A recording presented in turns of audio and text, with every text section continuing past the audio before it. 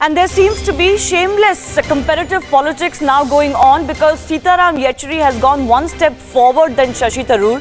He's actually not just competing with Tharoor on the Hindu-Pakistan comment, but actually is saying that he should be given credit for this term.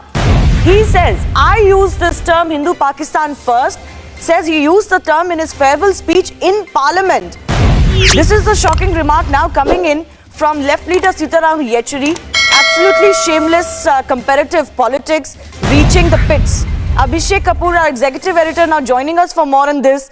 Abhishek, if one found Shashi Tharoor's comment ill thought of and really shocking, it seems Sitaram Yechury wants more attention because he wants the credit because he coined this term.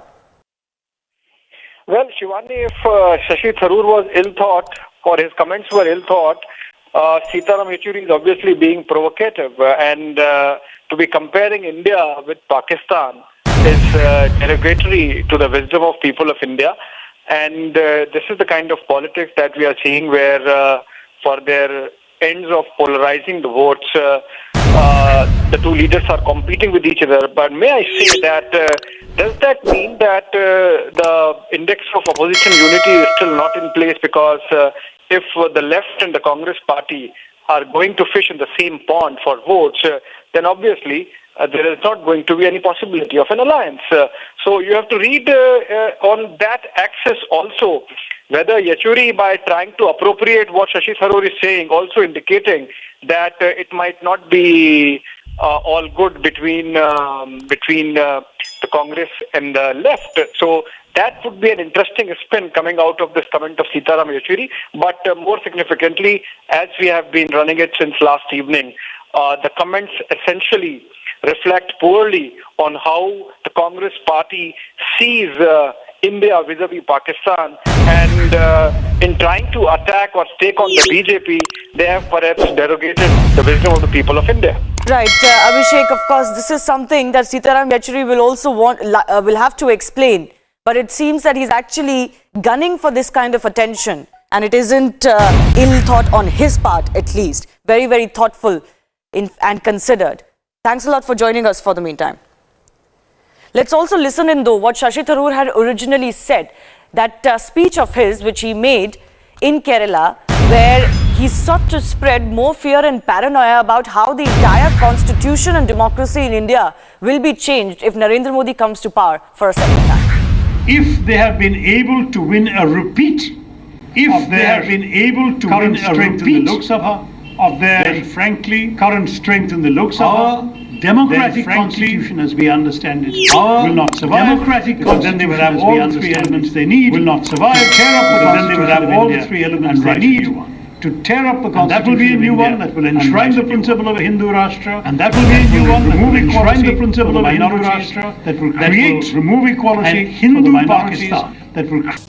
Now some breaking news coming in. Sitaram Yechury, General Secretary of the Communist Party of India, D. Raja, the General Secretary of the Communist Party of India, have met the Chinese ambassador Sun Weidong. Now this is very interesting. Remember, the communist leaders are meeting the Chinese ambassador while China is busy provoking warmongers against India. And while, of course, the Indian government is battling the clash there that happened in the past few months as well at Ladakh, and therefore with this meeting coming in of the communist netas, what is really behind these talks at this time?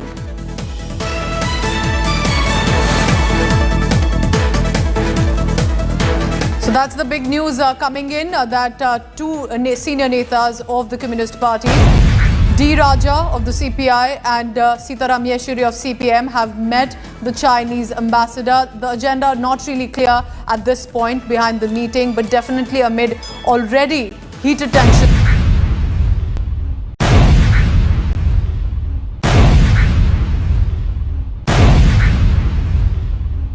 और अब आप professor Nivedita Menon की बात सुनिए, और ये सुनने के बाद आप जरूर ये सोचने पर मजबूर हो जाएंगे कि ये जेएनयू में कैसे प्रोफेसर हैं, तो वो फिर छात्रों को आखिरकार सिखाएंगे क्या?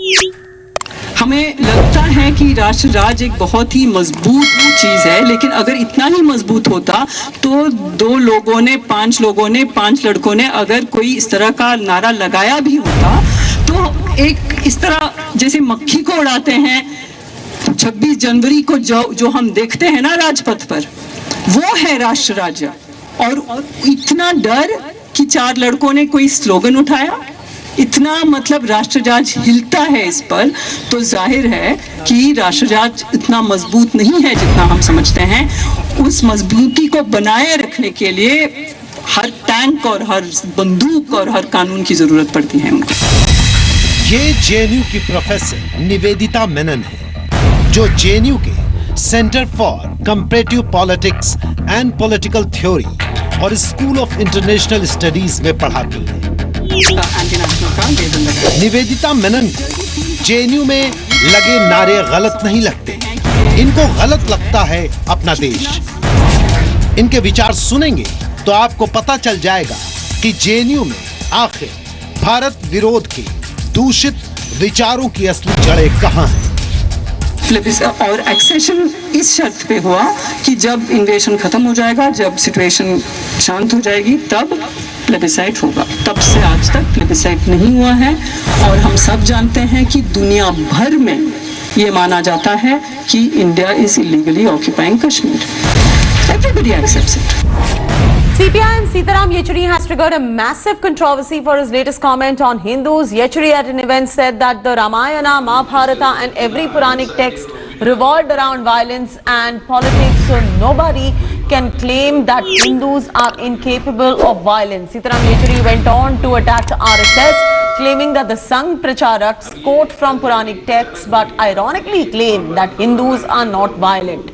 The comment has once again put the focus on Hindu terror claim that triggered a political fight during the election season.